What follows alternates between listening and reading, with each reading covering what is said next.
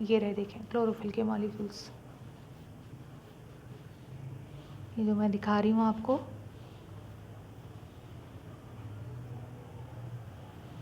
Chlorophyll के molecules जो मौजूद हैं वो ये रहे, ये रहे, ये रहे, ये रहे, ये रहे, ये रहे। फोटो सिस्टम की बात कर रहे थे हम। फोटो सिस्टम में हमने बात की थी रिएक्शन सेंटर की और लाइट हार्वेस्टिंग कॉम्प्लेक्स की। रिएक्शन सेंटर कहाँ है? ये रिएक्शन सेंटर है, ये जो बीच वाला हिस्सा है,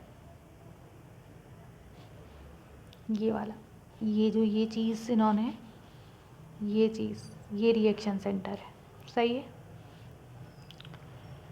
इसके अलावा रिएक्शन सेंटर में क्या मौजूद है? Primary electron acceptor, pheophytin. यहाँ पे क्या मौजूद है? फियोफाइटिन। जैसे ही रिएक्शन सेंटर के पर्टिकुलर क्लोरोफिल के पास, चाहे वो पीस फोटो सिस्टम 1 हो, चाहे वो फोटो सिस्टम 2 हो, photo system 1 P700, photo system 2 P680।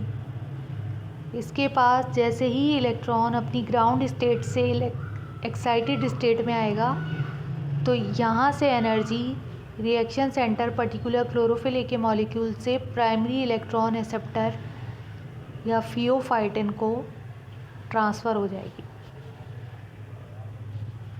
ये रिएक्शन सेंटर है, इसमें पर्टिकुलर क्लोरोफिल ए का मॉलिक्यूल है, मान लिया 700 का है। तो यहाँ पे जैसे ही 700 के पास एनर्जी आएगी तो ये अपनी एनर्जी किसको दे देगा?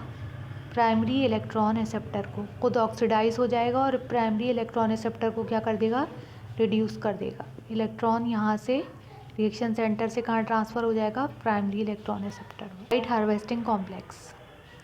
लाइट हार्वेस्टिंग कॉम्प्लेक्स एक ऐसा रीजन है जहाँ पे क्वांटासोम्स होते हैं, 230 तक के पिगमेंट्स के मॉलिक्यूल्स होते हैं और ये 230 तक के पिगमेंट्स के molecules chlorophyll A, chlorophyll B, carotenoids और ज़ैंथोफिल पे कंसिस्ट होते हैं। ये देखिए, ये जो ये पूरा स्ट्रक्चर आपको नज़र आ रहा है, ये जो आपको पर्टिकुलर ये स्ट्रक्चर नज़र आ रहा है, ये क्या है? लाइट हार्वेस्टिंग कॉम्प्लेक्स है। इसके अंदर मुख्तलिफ पिगमेंट्स के मॉलिक्यूल्स मौजूद हैं। क्लोरोफिल ए भी है, क्लोरोफिल बी भी है, ज़ैंथोफिल भी है, कैरोटीन भी है, कैरोटीनॉइड्स भी है, सही। ये लाइट हार्वेस्टिंग कॉम्प्लेक्स है, ये लाइट हार्वेस्टिंग कॉम्प्लेक्स है। ये लाइट एनर्जी को हार्वेस्ट करेगा और हार्वेस्ट करने के बाद ये कहाँ पे पहुँचा देगा? रिएक्शन सेंटर में। आई थिंक आपको बात समझ में आ रही होगी। ये लाइट हार्वेस्टिंग कॉम्प्लेक्स। अब इस लाइट हार्वेस्टिंग कॉम्प्लेक्स पे क्या पड़ रही है? लाइट पड़ रही है, सूरज की रोशनी पड़ रही है, फोटोन। लाइट जो है वो पैकेट्स की फॉर्म में मौजूद होती है जिसको हम फोटोन का नाम देते हैं। ये फोटोन एक क्लोरोफिल ए के मॉलिक्यूल से अपनी एनर्जी दूसरे क्लोरोफिल के मॉलिक्यूल को देंगे, दूसरे से तीसरे में, तीसरे से चौथे में ट्रांसफ़र ऑफ एनर्जी। देखिए ट्रांसफ़र ऑफ एनर्जी हो रही है और ये एनर्जी अब कहाँ पे चली जाएगी? स्पेशल क्लोरोफिल ए के मॉलिक्यूल के पास, जो कहाँ पे मौजूद है? पर्टिकुलर रिएक्शन सेंटर में मौजूद है, जहाँ से पहला reaction first chemical driven chemical reaction होगा और फिर यहाँ से एनर्जी किसके पास जाएगी? प्राइमरी इलेक्ट्रॉन एक्सेप्टर या फिर फियोफाइटिन के पास। चलें देख लेते हैं। स्पेशल क्लोरोफिल ए के मॉलिक्यूल्स के पास आ गई जो रिएक्शन सेंटर में मौजूद है।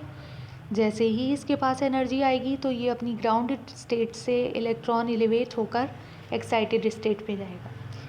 ये क्लोरोफिल ए का मॉलिक्यूल अपनी जो इलेक्ट्रॉन है वो किसको दे देगा? प्राइमरी इलेक्ट्रॉन एक्सेप्टर को दे देगा। प्राइमरी इलेक्ट्रॉन एक्सेप्टर को जब एनर्जी जाएगी तो ये क्लोरोफिल का मॉलिक्यूल ऑक्सीडाइज हो जाएगा और ये जो प्राइमरी इलेक्ट्रॉन एक्सेप्टर या फियोफाइटिन है ये रिड्यूस्ड हो जाएगा और फिर यहाँ इस तरह से दोबारा इसकी इलेक्ट्रॉन की कमी को कौन पूरा करेगा? यहाँ से दोबारा फोटोन की लाइट आएगी, फिर रिड्यूस्ड होगा, फिर ऑक्सीडाइज होगा, फिर रिड्यूस्ड होगा, फिर ऑक्सीडाइज होगा, फिर रिड्यूस्ड होगा, फिर ऑक्सीडाइज होगा, फिर इसको रिड्यूस करेगा, फिर ये ऑक्सीडाइज होगा, फिर ये प्राइमरी इलेक्ट्रॉन एक्सेप्टर को रिड्यूस करेगा। ये पिगमेंट्स मॉलिक्यूल हैं जिन्हें हम कहते हैं क्वांटासोम के मॉलिक्यूल्स। ये थाइलेकोइड स्पेस है। हाँ।